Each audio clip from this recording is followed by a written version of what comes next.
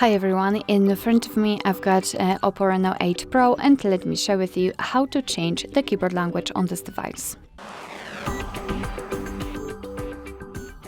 So first of all, let's start with opening the app which will provide you with the keyboard. So for example, messages, notes, browser, whatever, just have the keyboard on the screen. And now all we have to do is to enter the settings. They should be in this upper panel, so let's tap on it.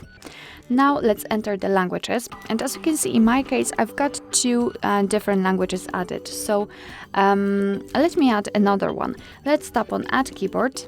And now we will be transferred to the full list of available keyboards from which we can choose. So as you can see, we've got plenty of options to choose from. You can of course scroll, or you can tap on the search icon and enter the name of the language you'd like to apply. Just find it and then tap on it. And as you can see here, we've got the keyboard types, so the amount of them depends on the specific language. Sometimes you will have only one, and sometimes even up to 7 or 10 different keyboard layouts.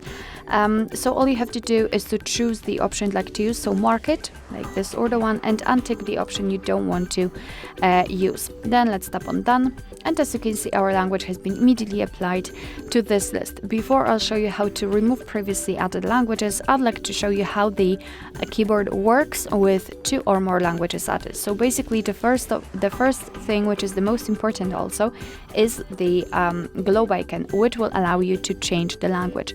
So just by tapping on the globe icon, I can switch between the Polish and English keyboard, but they are basically